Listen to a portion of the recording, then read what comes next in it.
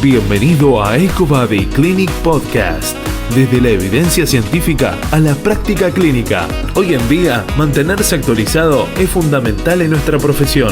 Seguí nuestros episodios y mantenete informado con nosotros. Por información acerca de cursos, tratamientos y más, accede a www.ecobodyclinic.com. Muy buenas, compañeros, y bienvenidos a este séptimo episodio de nuestro podcast de Ecobody Clinic. En el día de hoy nos acompaña el doctor José Manuel Sánchez, creador de la técnica EPI. ¿Qué tal, José? ¿Cómo estás? Muy buenas, Fede, muy bien, todo muy bien por aquí. ¿Vosotros qué tal por allí, por Uruguay? Todo muy bien, José, retomando esta nueva normalidad, volviendo a la clínica, volviendo a atender pacientes, lo que tanto nos apasiona, y bueno, haciendo algunos ratos para poder compartir mediante este espacio. ¿Por ahí, José? Bien. Por ahí todo bien, estamos saliendo ya de esta crisis de pandemia, estamos ya intentando normalizar las clínicas, normalizar el trabajo, pero seguimos evidentemente con las mayores medidas de seguridad para evitar que haya un repunte y esto se complique. Por lo tanto, trabajamos, abrimos las clínicas, pero siguiendo siempre los protocolos indicados por nuestro gobierno, por nuestro Ministerio de Sanidad, para que los pacientes sean tratados con la máxima seguridad y protección. Sí, me imagino, José, me imagino. En Europa pegó bastante fuerte todo esto. Muy fuerte. Acá fuerte. en Sudamérica hay países ahora que están muy complicados. Por suerte, Uruguay, la realidad por ahora es un poco normal, por así decirlo. José, bueno, como ya sabes, fuiste profesor mío, profesor de un montón de colegas, eres un referente y también, sobre todo la gente que se está iniciando en la fisioterapia invasiva, el doctor José Manuel Sánchez es un referente, es uno de los pioneros en la técnica y además es el creador de la técnica EPI. José, ¿cuándo fue que decidiste y cómo fue el proceso de crear o aplicar realmente la corriente galvánica al sistema musculoesquelético? Pues mira, esto surgió, Fede, más o menos a partir del año 1992, en las Olimpiadas de Barcelona. Ahí fui donde me di cuenta de la cantidad de deportistas que padecían de tendinopatía crónica, y ahí empezó mi interés en estudiar sobre todo las bases fisiopatológicas, las bases biomoleculares, la morfología, la biomecánica prácticamente del tendón en condiciones normales y en condiciones patológicas. Y a partir del 1997-1998 fue cuando ya me puse en serio de estudiar los diferentes mecanismos biofísicos que pueden actuar dentro del tejido conectivo o estructura no neural, como serían los tendones o la lesión o el músculo.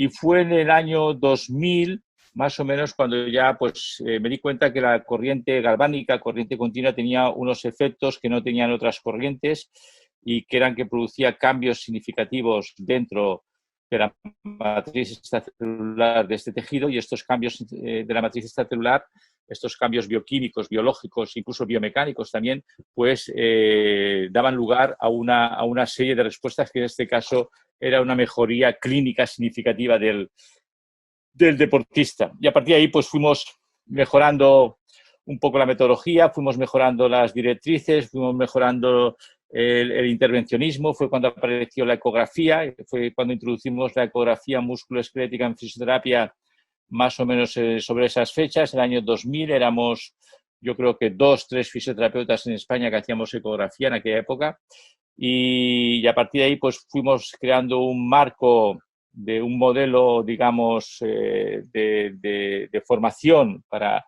realizar este tipo de técnica de una forma adecuada, segura y con los mejores resultados posibles.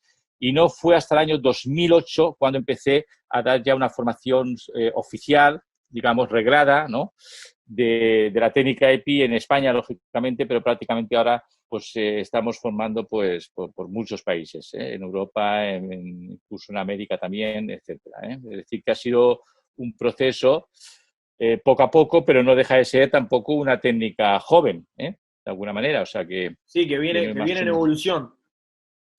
Yo creo que viene en evolución, porque si Sobre hablamos todo, de publicaciones, ya hablamos, ahora mismo hay unas 40 publicaciones en PubMed indexadas, en revistas indexadas y de Impact Factor, y estamos hablando de unos 12, 14 años, es decir, una técnica joven, pero que está dando muy buenos resultados, y lo que estamos haciendo ahora pues es mejorar, a medida que avanzamos la clínica, pues mejorar mucho la metodología, ¿no? De hecho, pues estamos sacando diferentes accesorios. Ahora de aquí a un par de meses sacaré un par de cosas que no puedo decirlo todavía, pero que van a mejorar todavía mucho más pues los resultados que estamos obteniendo actualmente, ¿no?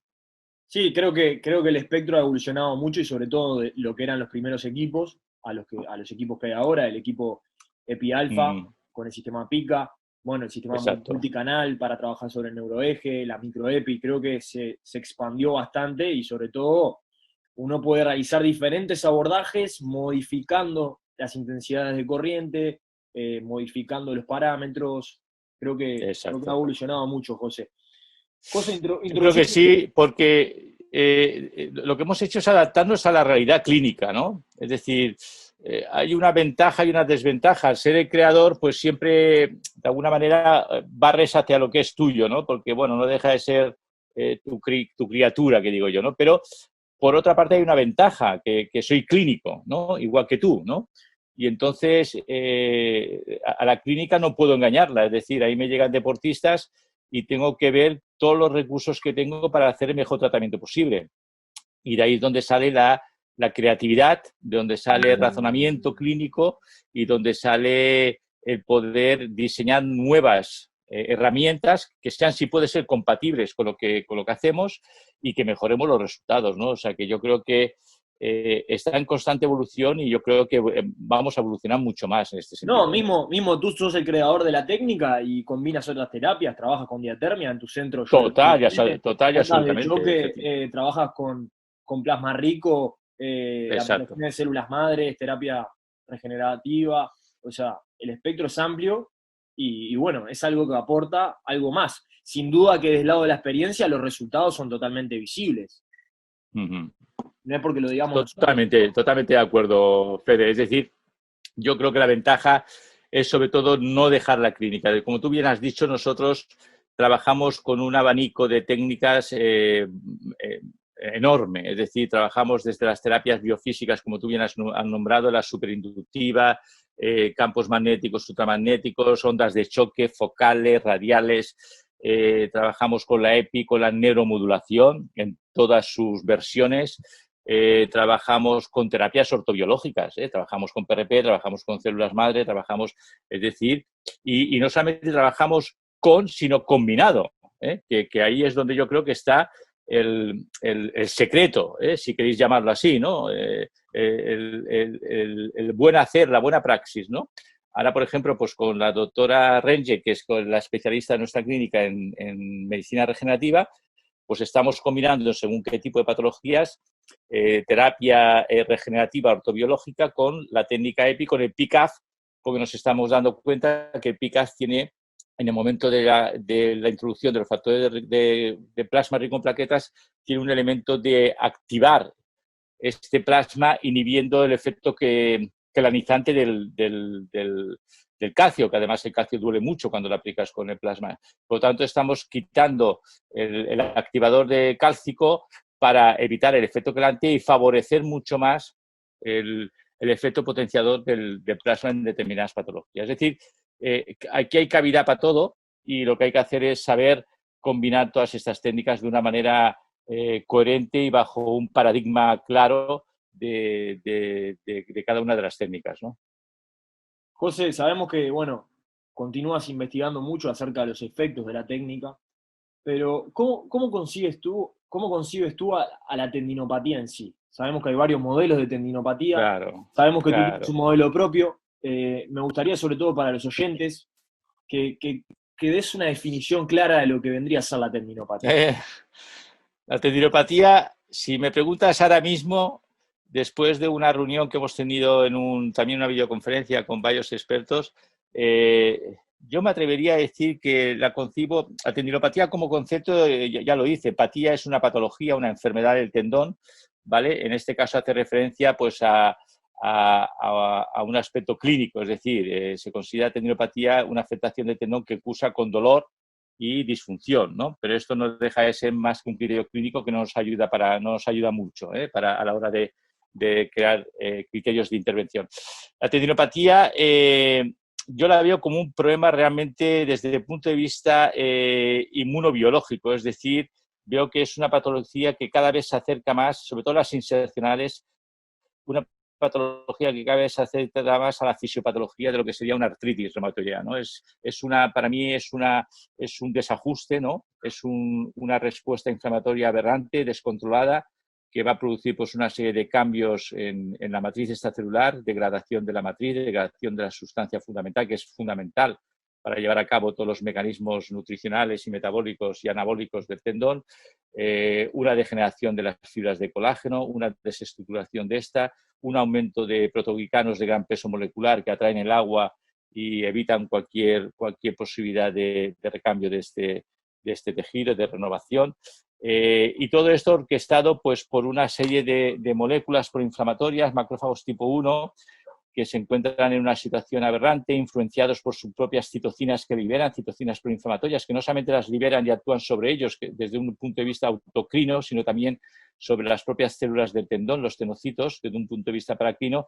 Fíjate, hasta tal punto el ambiente es tan tóxico que estos tenocitos son capaces de convertirse incluso en macrófagos, y hoy en día ya se está hablando de los tenófagos, es decir, al final esto acaba siendo ahora que estamos en la pandemia del COVID, ¿no? Acaba siendo una sopa de citocinas.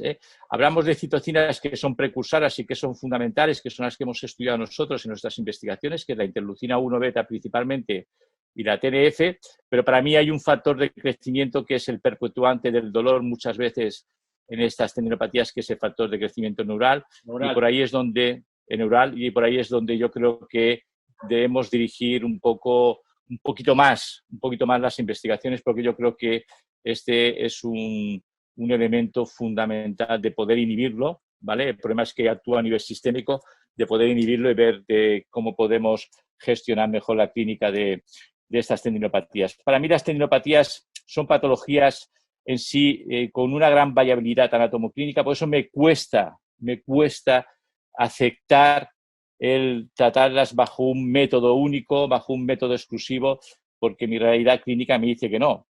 Fíjate que hasta ahora dábamos por hecho que el trabajo isométrico, por ejemplo, la tendinopatía rotuliana y la tendinopatía de Aquiles, según decían un estudio publicado, tenía un efecto analgésico, ¿no? Incluso de 45 minutos, y ya sabemos que esto no es así. De hecho, hay un estudio recién publicado que desaconseja totalmente el trabajo isométrico en la tendinopatía de Aquiles y rotuliana porque no tiene ningún efecto analgésico, ¿no? Y podría incluso, si lo combinamos con terapias biológicas, perjudicar el efecto de estas terapias biológicas, porque la contracción isométrica, dependiendo en qué rango articular, tiene un efecto muy isquémico, y ese efecto isquémico podría alterar la eficacia de estas terapias biológicas que utilizamos, ¿no?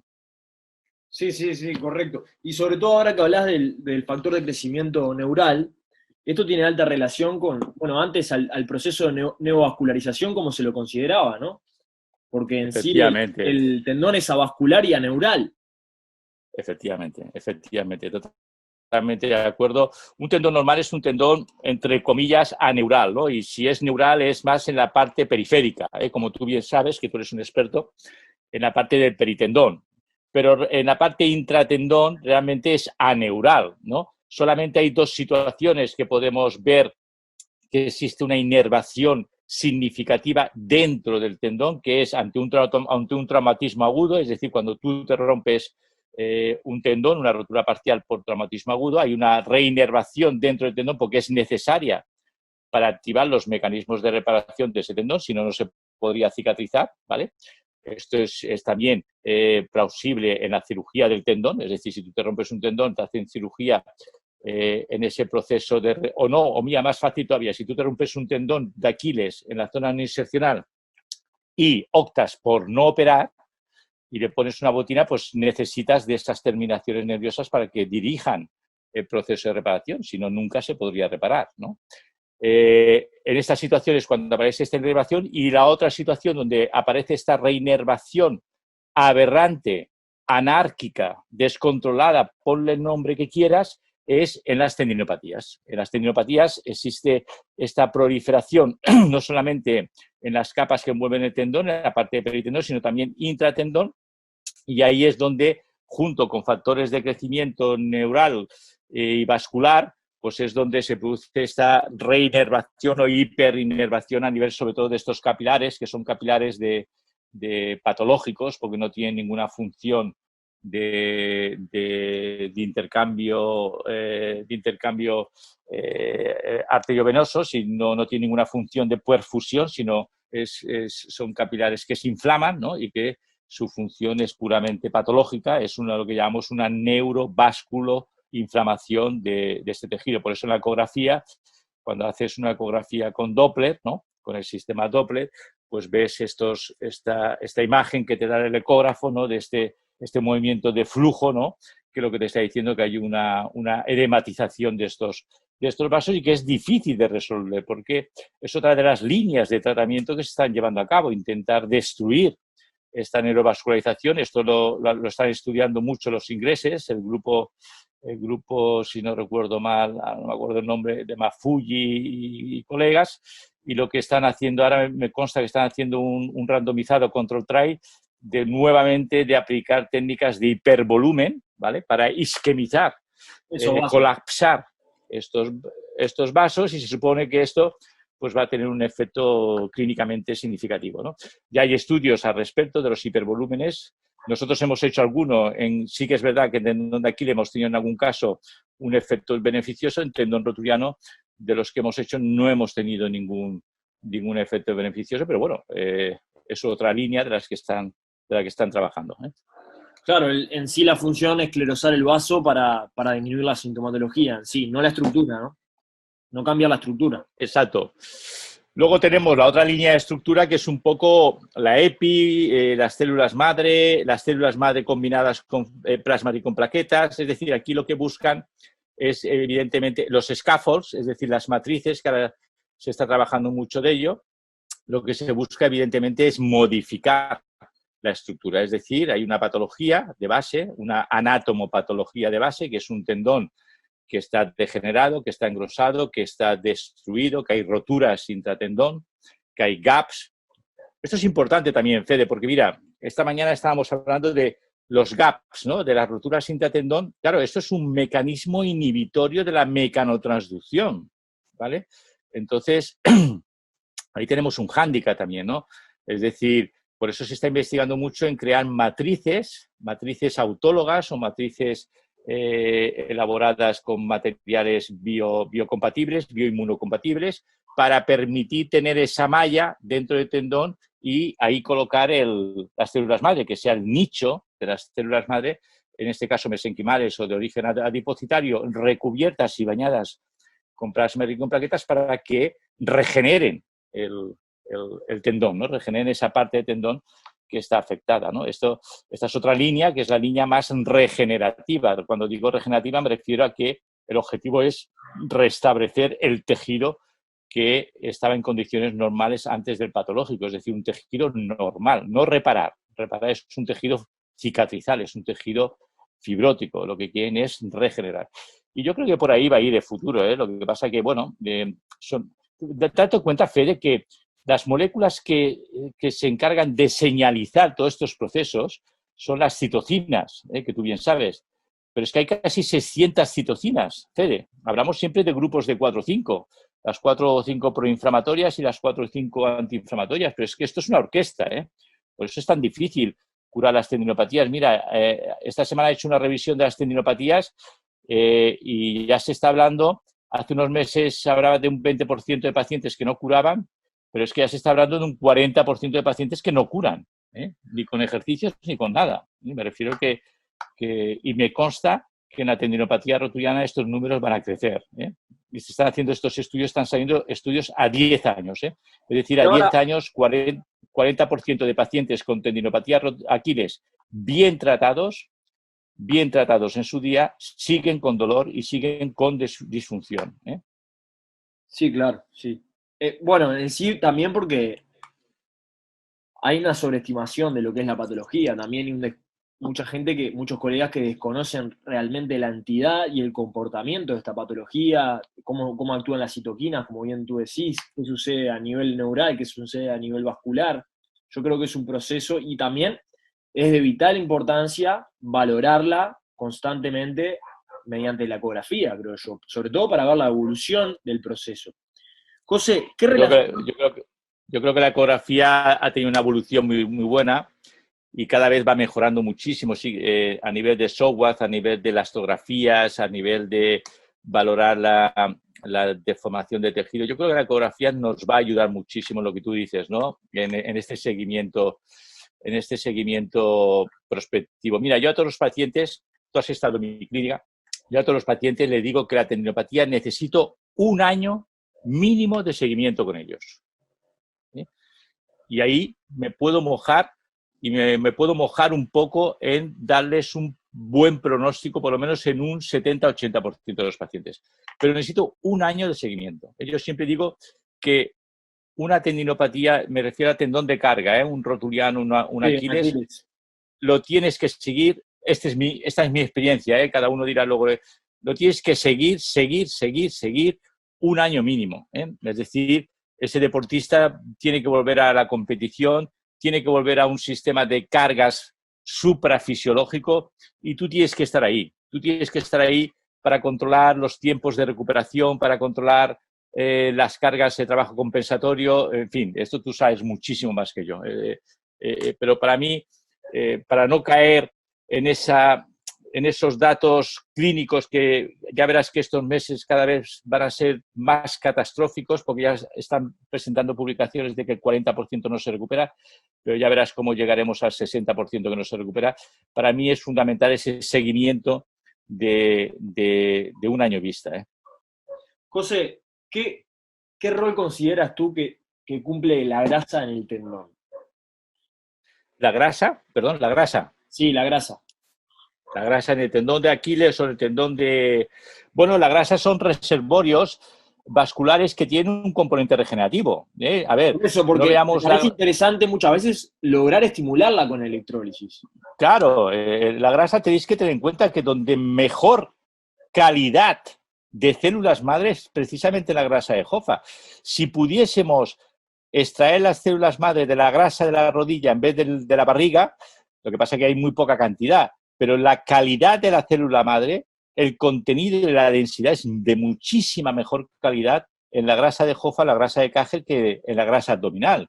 Por lo tanto, tenemos un campo de células madre idóneo para estimularlo, ¿vale? Lo que pasa es que nos encontramos con un hándicap, es decir, podemos estimularlo con la microepi, podemos estimularlo, a mí me gusta estimularlas, yo creo que se estimula mucho más con el PICAF, ¿vale?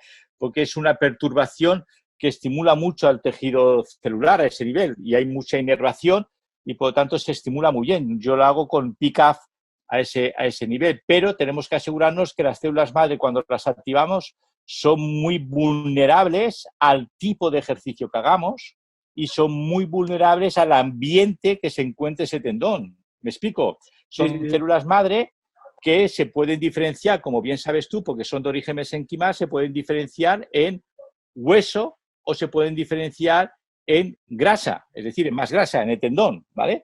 Por lo tanto, de hecho hay un estudio que se ha observado que en las tendinopatías, hay un exceso de activación de la prostaglandina tipo 2, ¿vale? Tipo E2, cuando hay una sobrecarga en ese tendón, estas células madre que son muy sensibles al pH de ese tendón y al déficit de oxígeno y a la isquemia, son capaces de transformarse en grasa dentro del tendón, que esto no nos interesa nada, o en hueso, que sería una de las posibles explicaciones de aparición de calcificaciones dentro de un tendón de Aquiles, por ejemplo. Sí, claro, lógicamente. Entonces ahí tenemos que controlar muchas variables. Tenemos que controlar variables. Las células madre, como bien sabes, en las tendinopatías son muy sensibles al estímulo mecánico. Hay una región que para mí es dentro del módulo de Jung de tensión de formación que es clave que es esa deformación de 6%, con una tensión de 6% en el tendón, que es donde las células madres se desenvuelven muy bien. Todo lo que sea inmovilizar un tendón o pasar de ese 8% de deformación, corremos el riesgo, primero, de microfracturas y microroturas, y segundo, que haya una diferenciación aberrante de estas células madre, que se conviertan en grasa, que se conviertan en hueso, en calcificaciones, o que se conviertan en otra cosa, vete a saber tú. O sea que para el acceso bueno, a la grasa de Hoffa, a la grasa de Kager, lo mejor sería ingresar con un pica para tener un mayor... Para mí es lo mejor, primero, porque no provocas un daño inflamatorio.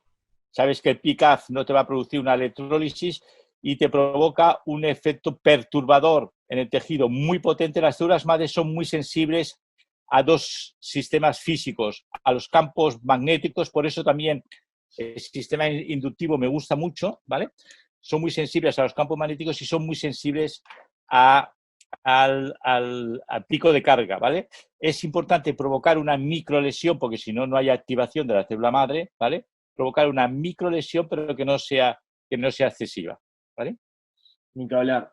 ¿Y qué rol cumple el sistema nervioso autónomo en todo esto, José, al inducir... Bueno, el sistema nervioso autónomo está relacionado también mucho con el tema del dolor, ¿no? Es decir, ahora ya hay una hiperinervación, los vasos que están hiperinervados por este sistema simpático, pues tiene mucho que decir, ¿no? Hay un aumento de una liberación de triptasas por parte de los monocitos, que al fin y al cabo son regulados el sistema inmunitario por el sistema nervioso simpático. Estos monocitos liberan pues estas triptasas, que son unas moléculas que activan al péptido relacionado con el gen de la calcitonina, que esta a la vez activa la síntesis y expresión de sustancia P. Y esta sustancia P tiene unos receptores específicos en estos capilares del tendón que se llaman los receptores de neuroquinina tipo 1, que es lo que hace que se edematicen estos capilares, y parece ser que una de las fuentes del dolor puede venir también de este incremento de estos neuropéptidos también tipo Y, que están regulados por una sobreinervación simpática, sobre todo en la parte del paratendón, en la parte del peritendón. ¿Vale? Entonces, el sistema simpático, que hasta no hace mucho no se vinculaba al dolor, pues bueno, ahora ya se sabe que en los síndromes dolorosos complejos tipo 1 y tipo 2, pues el sistema simpático tiene mucho que decir, es decir, es el que provoca este dolor de tipo también neuropático, ¿no? Por lo tanto, sí que tiene que ver con el dolor en las tendinopatías, y parece ser que más de los que nos creíamos, Sí, creo que se le está dando bastante importancia, y creo que los colegas están tomando cada vez más importancia en estimularlo también, mediante la neuromodulación galvánica. Claro, la neuromodulación, la palabra te lo dice todo, ¿no? Es decir, tú puedes neuromodular con un montón de sistemas, ¿no? Es decir, al final es una técnica que la que utilizamos nosotros, la utilizamos por eso, para aumentar o disminuir la excitabilidad de un determinado grupo de neuronas, ¿no? Es decir, en este caso mediante flujo eléctrico, ¿no? Y lo podemos hacer pues teniendo en cuenta la frecuencia, teniendo en cuenta la amplitud, ¿no? Teniendo en cuenta la intensidad, ¿no? La anchura del estímulo, o podemos utilizar también, yo le llamo la neuromodulación inmunogalvánica, ¿no? Porque tiene un componente también muy significativo a nivel antiinflamatorio cuando hacemos este PICAF, ¿no? Que sería otra forma de neuromodulación. Nosotros neuromodulamos con la EPI directamente en el nervio, es decir, y tenemos resultados pues bastante interesantes. También es verdad que lo combinamos con neuromodulación convencional, si quieres, ¿no? ¿Tú no crees que no sería contraproducente estimular con corriente galvánica el nervio? Nosotros estimulamos el nervio con corriente galvánica, pero lo hacemos con un pico de carga en una fracción de milisegundos. Por lo tanto, no hay un componente de aumento de temperatura, y por lo tanto no hay un riesgo. Sí que es verdad que hay otros compañeros que utilizan la microepi también en la rama posteromedial a nivel del dolor lumbar, y ahí la utilizan hasta 25-20 minutos metiendo cargas de 39-40 35.000 joules. Sí. Yo lo utilizo y la verdad es que va muy bien, pero es que, claro, estamos hablando de un componente fibrótico en un área fibrótica con un atrapamiento de terminaciones sensitivas, nerviosas. Fíjate que yo también lo utilizo en fibrosis musculares, de lesiones musculares, que no deja de haber atrapamiento de nervios. Y la microepi durante esos 20 minutos pues nos funciona muy bien. Bueno, pero el nuevo dispositivo que lanzaste tú para Neuroeje, con 6 canales. Exacto. Para hacer eso es lo que estamos haciendo. Para hacer el pica. Ahora lo estamos haciendo, que lo hemos sacado ya ayer, lo estamos haciendo con 16 canales ya.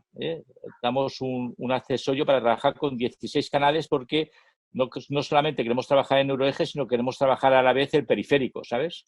Sí, sí, sí. Y realmente los resultados son sorprendentes. Ya hay estudios de otras corrientes que trabajan tipo burst, ¿no? Tipo picotazo, ¿no? Que es un estudio que hizo GOM y colaboradores en el 2016, en el cual ellos dijeron, hombre, si sois capaces de provocar un pico de carga por encima de una amplitud del 90% del umbral motor, podéis estar seguro que vais a producir un 60% de la activación de las neuronas de amplio rango dinámico, ¿vale? Es decir, vais a reducir la actividad hiperalgésica de estas neuronas de segundo orden a nivel de la extra posterior de la médula espinal.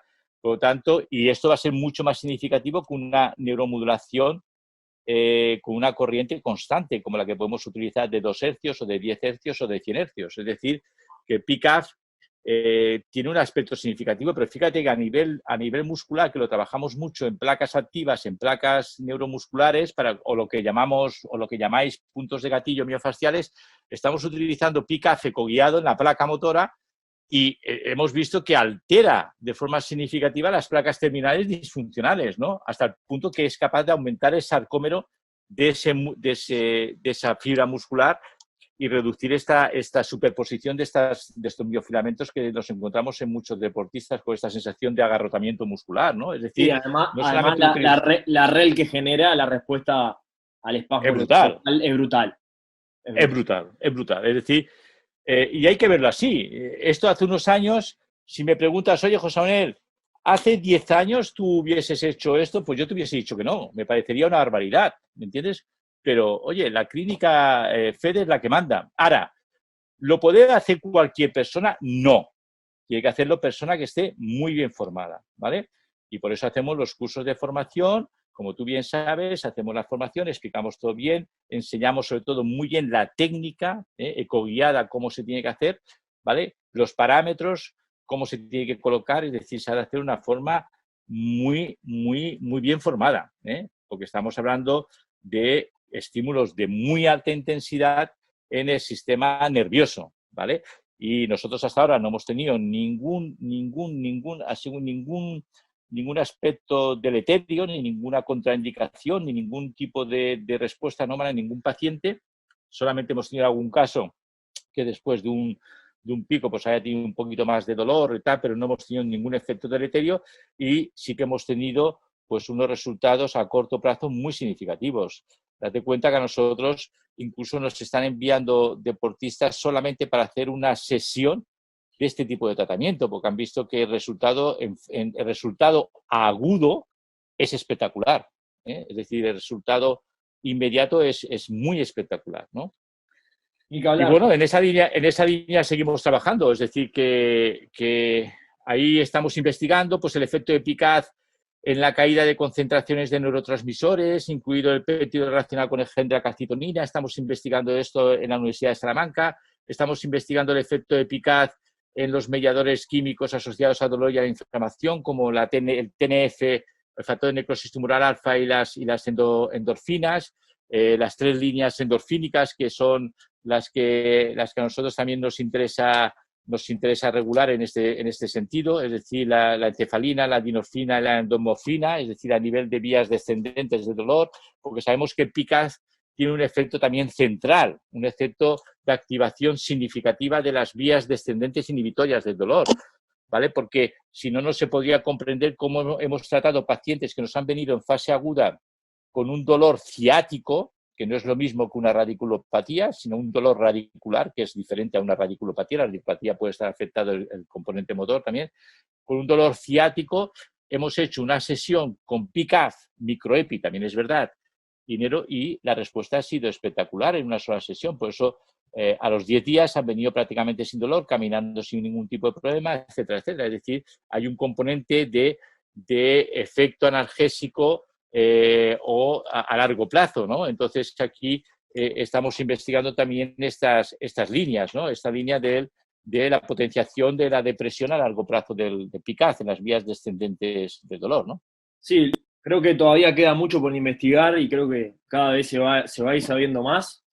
Pero bueno, creo que es una rama de la fisioterapia que no hay que dejarla de lado. Lo que pasa es que yo creo que la clínica siempre va más deprisa que la investigación, ¿eh?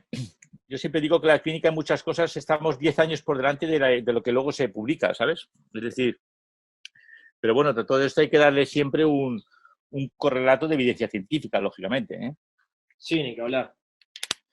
Bueno, invitarlos a todos al webinar que está disponible en nuestra plataforma de educación continua de manera gratuita de José Manuel Sánchez, invitarlos a todos. Y bueno, ni que hablar, José, que tú los invites a tus cursos, los imparte por todo el mundo. Hay cursos de introducción, hay cursos avanzados y hay cursos ya de abordaje EPI en cadáver. Creo que es sumamente interesante. Efectivamente, o sea que os invito a todos. Estamos haciendo cursos por España, estamos haciendo cursos por Italia, por Francia, bueno, en América estaremos en Brasil, en Chile, en México, espero que pronto en Uruguay, o sea que estaremos en todas partes y con la ventaja que tenemos la metodología más avanzada actualmente de la que hacíamos hace 10 años, o sea que ahora estamos mucho más actualizados y desde luego los cursos los disfrutaréis mucho más que cuando los hacíamos hace 10 o 12 años.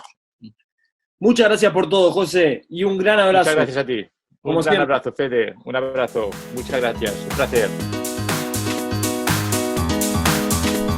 No te olvides de seguirnos en Instagram, EcoBodyClinic, para ver más novedades.